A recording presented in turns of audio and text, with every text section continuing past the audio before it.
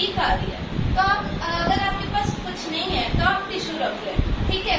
इस बंदे ने कपड़ा या रुमाल टिश्यू रखा हुआ है, ठीक है, वो कर रहा है। फिर उसके बाद उसने क्या किया, मास्क भी पहन लिया है। अगर मास्क है तो मास्क पहनेंगे, अगर आपके पास मास्क भी नहीं है तो आप क्या करेंगे, अपनी कोनी से अपने छींक आ रही है, खांसी आ रही है तो आपने ऐसे करना है, ठीक है। ये बात समझ आ गई। और ये हमारे हो गए हैंड हाइजीन के स्टेप्स हो गए जो आपने अभी सीखे। आप सांस की बीमारियों से बचना चाहते हैं और दूसरों को बचाना चाहते हैं तो आपको ये ज़रूरी चीज़ों को अमल में लाना है। खांसने का तरीका अच्छा होना चाहिए और क्या होना चाहिए, छींकने का तरीका सही होना चाहिए, ताकि जब भी आप खांसे और छींकें तो आप अपने कोनी का और कपड़े का इस्तेमाल करें, अपने मास्क का इस्तेमाल करें। इसकी कीमत सिर्फ 10 रुपये है, ये आपकी ज़िंदगी बचा सकता है, महंगा नहीं है। आप सब ये पहनेंगे, इससे आपकी ज़िंदगी बचेगी, आपके फेफड़े वो सेहतमंद रहेंगे। अगर हाथ ऊपर नहीं कर सकते तो आपने क्या करना है, अपने कोनी को लेना है और ऐसे खांसना है। दूसरी बात उसके बाद है कि आपने ये जो मास्क है, ये मास्क पहनना है, अपने मुंह को हमेशा ढांक के रखना है, ये मास्क का इस्तेमाल करना है, ये बहुत जरूरी है। ये आपको किन किन चीजों से बचा सकता है, आपको जरासीम से बचा सकता है, आपकी भी हिफाजत करेगा और जहाँ ये जितने बैठे हैं उनकी भी हिफाजत करेगा। अगर मैं ऐसे जोर से खांसू यहाँ पर और जो मेरे थूक है, जो पार्टिकल्स हैं थूक के, जो जरात हैं वो फैल के इसकी तरफ जाएंगे, उसकी तरफ जाएंगे, उनकी तरफ जाएंगे, वो क्या बनेगा, बीमारी का सबब बनेगा। आज आपको हमने इसलिए यहाँ बिठाया ताकि हम आपको सिखाएं कि खांसना कैसे, अगर छींक आ रही है तो हमने किस तरह एहतियात करना है। उसको हमने खुलेआम ऐसे सबके सामने छींक नहीं मारनी, छींक आ रही है आप यहाँ से ऐसे साइड पे चले कर आपने अपने बाजू में मारनी है, हाथों में भी नहीं मारनी, ठीक है। और क्या करना है, अगर आपके पास कपड़ा है उसको लेना है, हाथ पे लेना पड़ेगा, ठीक है। उसको रगड़ के झाग बनानी है, पहले हथेली को आपस में रगड़ना, जब झाग बन जाए तब अब इसको बैक साइड पे करना है, ठीक है। एक साइड पे कर लिया, हाथ पे कर लिया, अब दूसरे हाथ पे करना है, सेम तरीका, ठीक है। उसके बाद करना है आगे आगे, ऐसे करना है। अब उसके बाद हम क्या करेंगे, ये आपके उंगली है, इस पे दूसरा हाथ के लिए हाथ पे इस पे रगड़ना है, ठीक है। एक साइड पे कर लिया, अब दूसरे हाथ पे करना है, अब दूसरे हाथ पे कर लिया। उसके बाद आपका जो अंगूठा रहता है, ये आपके दूसरे जो हाथ के अंगुलियां इसमें पकड़ के रगड़ना है जोर से। अब ये सेम तरीका दूसरे हाथ पे करना है, ठीक है। उसके बाद आपका नाखून रह जाते हैं, वो ये हथेली है उसके रगड़ना है जोर से इससे, ठीक है। ये सेम तरीका दूसरे हाथ पे करना है, दूसरे पे रगड़ना। अब आपके रह गई है कलाई, अब उसको कलाई पर जोर से रगड़ना दोनों साइड से, एक का हो गया और दूसरा सेम हो गया। उसके बाद आप पानी से धो लें और जो आपका टॉवल वगैरह वो यूज नहीं करना है, अगर टिश्यू पेपर वगैरह वो यूज कर सकते हैं आप, या ऐसे हवा में सुखा सकते हैं इसको।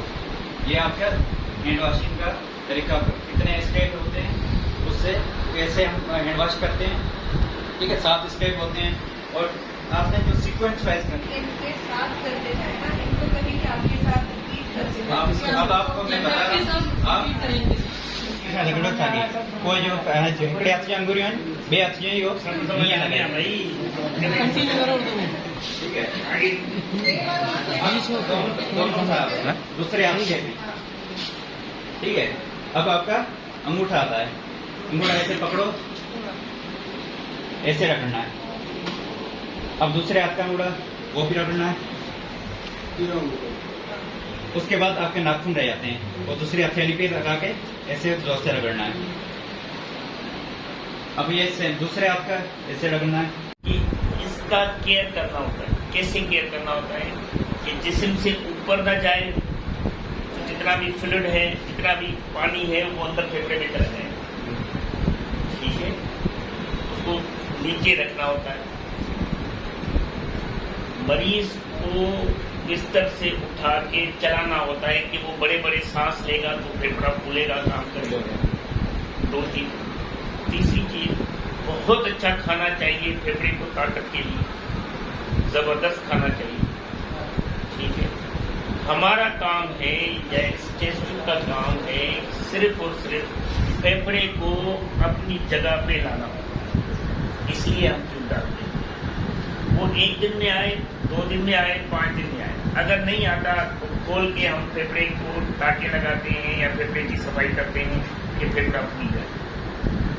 ठीक है, अब जाहिर है चेस्ट ट्यूब एक पाइप लगी हुई है, सीने में पाइप है, उसका दर्द होता है। हर सांस में मरीज आपको कहेगा कि मुझे दर्द हो रहा है, वो खाना भी नहीं खाएगा, वो उल्टियां भी करेगा उस दर्द की वजह से। आपने उसको लिटा के नहीं रखना है, दर्द और बढ़ेगा। आप लोगों ने उसको चलाना है, दर्द की दवाई देके ऐसे मरीजों को चलाना है। खाना अच्छा होगा, टांगों में जान आएगी, ये चलेगा। जैसे ही चलेगा, सांस ज्यादा लेगा तो फेफड़ा फूल जाएगा और अपनी जगह पे आ जाएगा। 3-4 दिन में ट्यूब निकल भी जाएगी और मरीज घर चला जाएगा। लेकिन अगर ये लेटा हुआ होगा, फेफड़ा अपना काम कम करेगा, ट्यूब लगी रहेगी, तो ये पाइप जो है वो खुद बाहर की चीजें वो फिर हवा पैदा करेगी, वो फिर पस पैदा करेगी। तो इसलिए हमारा काम है कि भाई आपको समझाएं कि मरीज को लेटाना नहीं है। आप कहेंगे भाई मरीज को दर्द हो रहा है, मरीज लेटे रहेगा। भाई मरीज जब लेटे रहेगा तो हिलेगा तो दर्द होगा, जब चलेगा तो दर्द कम होगा।